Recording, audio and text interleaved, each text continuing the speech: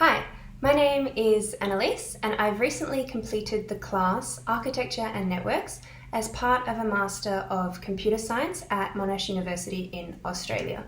My background is in maths and languages and I've been working for 4 years. I currently work as a product analyst for an Australian data science firm. I do these studies in parallel. I've really enjoyed this class, Architecture and Networks, and in less than 10 minutes, here's what I learned. The first module was an introduction to computer architecture and operating systems. We looked at the history of computing, computers, and the beginnings of the internet. So we covered computer architecture, of course, things like the von Neumann architecture, and then OS design and various functions such as file management, memory management, process management. We also looked at the differences between Unix and Windows. Next up, we looked at the OSI model and the TCP/IP model and implementation of this 5-layer architecture: physical, data link, network, transport, and application layers. So Module 2 was physical and data link layers, looking at LANs and wireless LANs. Module 3, network and transport layers. Module 4, application layer. So we looked at lots of different protocols: DHCP, DNS, FTP, HTTP, SMTP. At the transport layer, we looked at TCP and UDP. A layer down, we looked at IPv4 and v6, ICMP, and various routing protocols like OSPF, EIGRP, and RIP. At the data link layer, we looked at encapsulation, medium access control, and error detection. We learned about host-based, client-based, and client-server application architectures.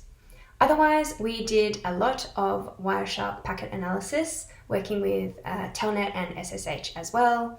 We now have a much better understanding of things like headers, and I am much better at hexadecimals now. We also spoke about standards organizations such as the ISO, the IEEE, and the Internet Engineers Task Force, and I read some of their RFCs. I found that to be an uplifting thing to learn about, a whole group of engineers working together to make the internet possible. Module 5 was computer and network security. Module 6 was the internet. We spoke about things like firewalls, VPNs, and various security concerns. For me, a surprising takeaway was really about the physical internet. Yes, hubs, switches make up networks and routers connect networks, but beyond that, the internet is a lot of deep-sea cables, and I found that particularly fascinating from a geopolitical point of view. In terms of tools and materials that we use for this class, for our readings, we read Modern Operating Systems by Andrew S. Tannenbaum and Data Communications and Networking by Behrouz E. Forzan. Tools-wise, we used the Core Network Emulator and worked with the Linux command line on a VM. For packet and network analysis, network traffic analysis, we used Wireshark. Otherwise, we used Desmos when working with signal modulation or anytime we needed to graph anything, and CyberChef, which is a nifty tool for understanding public and private keys.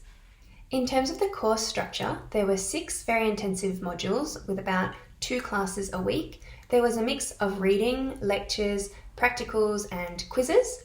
In terms of assessment, the first one was on signal modulation, the second on analysing network traffic, and the third piece of assessment, which was 50% of the grade, was based on network modelling.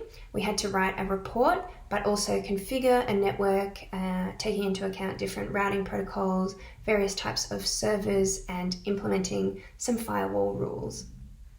In terms of the teachers and the cohort, I found that the lecturers were great. They had a really good sense of humour and were really responsive on the forums.